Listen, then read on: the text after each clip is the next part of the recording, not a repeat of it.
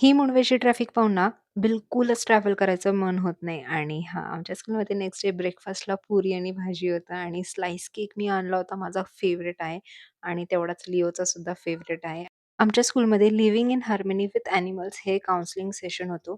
इतकं छान सेशन होतं, म्हणजे इतकं छान त्यांनी समजून सांगितलं होतं ना, मी तर म्हणेन प्रत्येक स्कूलमध्ये हे काउन्सिलिंग सेशन झालंच पाहिजे. कारण की याच्यातनं खूप जास्त इम्प्रूव्हमेंट होती मुलांची पण आणि त्यांच्यातनं ते एक फॅक्टर निर्माण होतं, की एक अटॅचमेंट एक ॲनिमल सोबतची कशी असावी किंवा त्यांना कोणत्या पद्धतीने हेल्प केली पाहिजे, हे सगळं खूप शिकण्यासारखं होतं. आणि त्यानंतर आमच्या स्कूलची पी-टी-एम होती, म्हणजे प्री प्रायमरी सेक्शनची. ऑल सेट होतं आमचं.